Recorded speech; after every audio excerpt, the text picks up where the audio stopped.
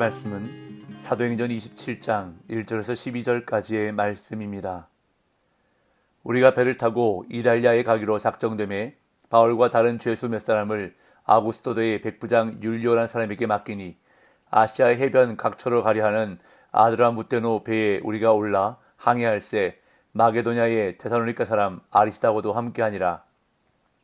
이튿날 시돈에 되니 율리오가 바울을 친절히 대하여 친구들에게 가서 대접받기를 허락하더니 또 거기서 우리가 떠나가다가 맞바람을 피하여 국으로 해안을 의지하고 항해하여 길리기아와 밤빌리아 바다를 건너 루기아의 무라시에 이르러 거기서 백부장이 이달리아로 가려 하는 알렉산드리아 배를 만나 우리를 오르게 하니 배가 더디가 여러 날 만에 간신히 니도 맞은편에 이르러 풍세가 더 허락하지 아니하므로 살몬의 앞을 지나 그레데 해안을 바람막이로 항해하여 간신히 그 연안을 지나 미항이라는 곳에 이르니 라세아시에서 가깝더라.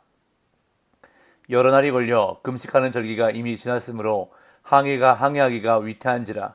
바울이 그들을 권하여 말하되 여러분이여, 내가 보니 이번 항해가 하물과 배만 아니라 우리 생명에도 타격과 많은 손해를 끼치리라 하되 백부장이 선장과 선주의 말을 바울의 말보다 더 믿더라. 그 항구가 겨울을 지내기에 불편하므로 거기서 떠나 아무쪼록 베닉스에 가서 겨울을 지내자 하는 자가 더 많으니 베닉스는 그레데 항구라. 한쪽은 서남을 한쪽은 서북을 향하였더라. 아멘.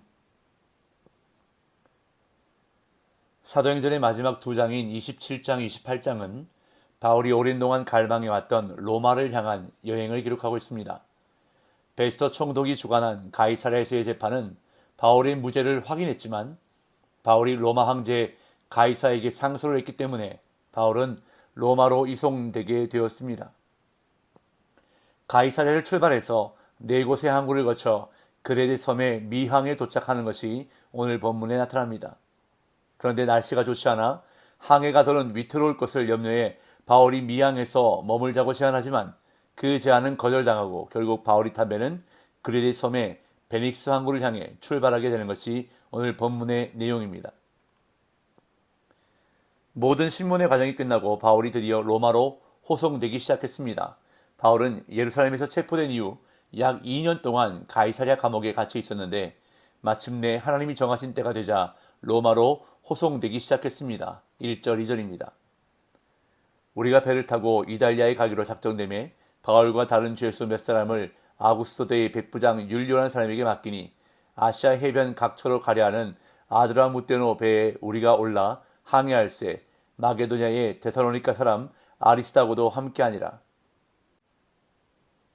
로마를 향한 항해가 시작되었습니다. 여기서 1인칭 복수 우리가 다시 주어로 등장하고 있는데 이것은 사도행전의 저자 누가가 이때부터 바울을 비롯한 다른 사람들과 동행했다는 것을 보여주고 있습니다. 아마도 누가는 바울이 가이사랴에 투옥되어 있었던 2년여 동안 가까운 곳에서 기도하며 보내다가 함께 항해에 동참했던 것 같습니다. 또한 이 항해에 데살로니가 사람 아리스다고도 함께 동행했는데 그는 에베소에서 폭동이 시작될 때 연극장으로 끌려 들어갔던 사람입니다. 빌레몬서에서는 바울의 동역자로 소개되고 있고 골로새서에서는 바울과 함께 갇힌 자로 소개되는 인물입니다. 가이사랴에서 로마까지 바울과 다른 죄수 몇 사람의 호송 책임을 맡게 된 지휘관은 아구스토대 소속 백부장 율리오라는 인물이었습니다. 율리오에 대한 다른 기록은 없어서 잘 알 수는 없지만 재판받을 로마 시민 죄수를 로마까지 호송하는 그의 임무는 평범하지 않았을 것입니다. 어쩌면 특별 사명을 받은 황제의 특사였는지도 모릅니다. 바울과 일행이 탄 배는 로마까지 직항으로 가는 것이 아니라 아시아 해안을 따라 여러 항구를 경유하게 되어 있었고 버가모 북쪽 인근의 항구인 아드라무테노에 적을 둔 배였습니다. 바울은 미결수 신분이었지만 백부장 율리오는 그가 동역자들과 함께 할 수 있도록 허락했고 시돈에 도착해서는 친구들과 교제할 수 있도록 친절하게 대해 주었습니다. 3절. 이튿날 시돈에 되니 율리오가 바울을 친절히 대하여 친구들에게 가서 대접받기를 허락하더니 첫 번째 정박지는 가이사랴에서 북쪽 바닷길로 128km 떨어진 시돈이었습니다. 백부장 율리오는 바울이 시돈에 있는 친구들에게 돌봄을 받도록 친절히 배려해 주었습니다. 시돈은 베니게 지방에 속했는데 바울이 전에도 방문했던 곳입니다. 따라서 친구들은 그리스도인 형제들로 볼 수 있습니다. 스데반의 순교 후에 예루살렘에서 유대인들로부터 추방당해 시돈에 정착한 헬라파 유대 그리스도인들이었을 가능성이 높습니다. 바울이 탄 배는 시돈에 오래 머무르지 않고 곧 출발해서 해안선을 따라 항해했습니다. 4절에서 6절. 또 거기서 우리가 떠나가다가 맞바람을 피하여 구브로 해안을 의지하고 항해하여 길리기아와 밤빌리아 바다를 건너 루기아의 무라시에 이르러 거기서 백부장이 이달리아로 가려 하는 알렉산드리아 배를 만나 우리를 오르게 하니. 시돈에서부터는 해안선을 따라 항해를 해야 했는데 그 이유는 5월부터 9월까지 가을 계절풍이 북서쪽에서 남동쪽으로 세차게 불었기 때문입니다. 이것은 로마로 향하는 항해에 방해가 되는 맞바람이었습니다. 이러한 맞바람을 피하기 위해 바울이 탄 배는 구브로 섬 동편을 따라 북쪽으로 항해해서 섬을 바람막이로 삼고자 했습니다. 그렇게 해안선을 따라 항해하여 길리기아와 밤빌리아 앞바다를 가로질러 루기아의 무라라는 시에 도착했습니다. 무라라는 도시는 알렉산드리아에서 로마로 이집트의 곡물을 운반하는 배들이 자주 정박하는 중간 기착지로 중요한 곡물 창고가 있었다고 합니다. 여기서 바울 일행은 배를 갈아탑니다. 백부장 율리오는 알렉산드리아에서 온 배에 일행들을 타게 했는데 이 배는 앞에서도 언급한 것과 같이 애굽에서 수확한 곡물을 로마로 운송하고 있었을 것입니다. 그런데 이때부터 항해는 순조롭지 못했습니다. 7절 8절. 배가 더디가 여러 날 만에 간신히 니도 맞은편에 이르러 풍세가 더 허락하지 아니하므로 살몬의 앞을 지나 그레데 해안을 바람막이로 항해하여 간신히 그 연안을 지나 미항이라는 곳에 이르니 라세아시에서 가깝더라. 무라에서 바울 일행이 갈아탄 로마로 가는 알렉산드리아 배는 속도가 나지 않았습니다. 그래서 여러 날 만에 간신히 니도 맞은편에 도달했습니다. 니도는 소아시아 지역의 남서쪽 끝에 위치해 있었는데 무라에서 니도까지는 약 223km 거리였습니다. 아마도 바울이 탄 배는 10일 내지 15일 정도 걸려서 도착했을 것으로 여겨집니다. 이제 니도에서 로마로 가는 항로는 서쪽을 향해 가야 하기에 계절풍을 안고 가야 했습니다. 이에 풍세가 더 허락하지 아니하므로 배는 남서쪽으로 우회할 수밖에 없었고 그레데 동북단의 살몬의 항구를 거쳐 그레데를 방패막이 삼아 남쪽 해안을 오른쪽으로 끼고 돌았습니다. 그리하여 간신히 라세아라는 도시에 가까운 미항에 도착했습니다.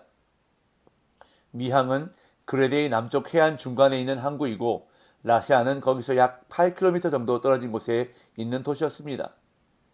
미항에서 며칠을 보내게 되었는데 그동안 금식하는 절기가 지나게 됩니다. 9절 10절.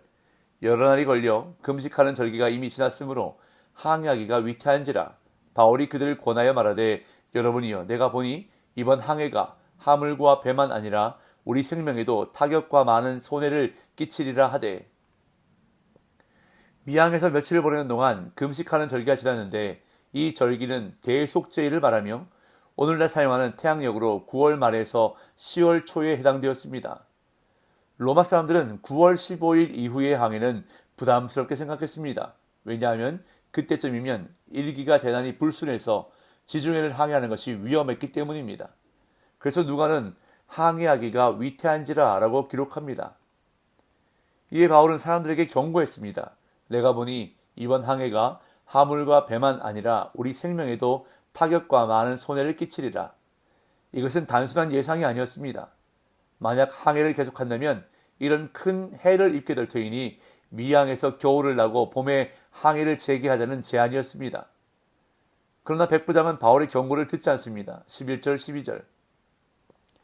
백부장이 선장과 선주의 말을 바울의 말보다 더 믿더라.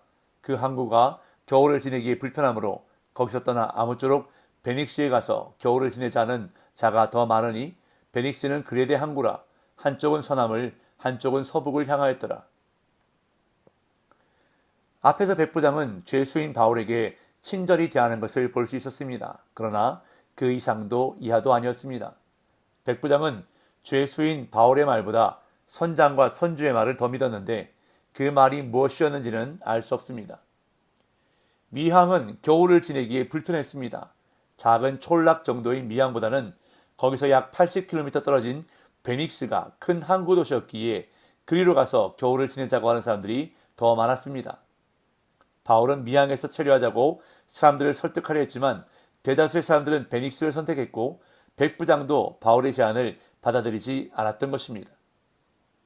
결국 배는 베닉스를 향해 항해를 재개하게 되고 결국 내일 본문에 보면 그들은 유라굴로라는 광풍을 만나게 됩니다. 백부장은 선장과 선주의 말을 바울의 말보다 더 믿었고 그들의 말에 따라 항해를 강행합니다. 물론 상식적으로 바울보다는 항해 전문가인 선장과 선주의 말을 더 신뢰하는 것이 당연합니다. 그러나 그들은 바울과 함께 하시는 하나님을 알지 못했습니다. 그랬기에 바울의 말을 가볍게 여겼던 것입니다. 세상이 늘 상식대로 움직이는 것은 아닙니다. 언제나 변수가 존재합니다. 그래서 인간의 경험과 상식을 뛰어넘는 하나님의 음성에 우리는 귀를 기울여야 하는 것입니다. 그리고 하나님의 인도하심을 구해야 하는 것입니다.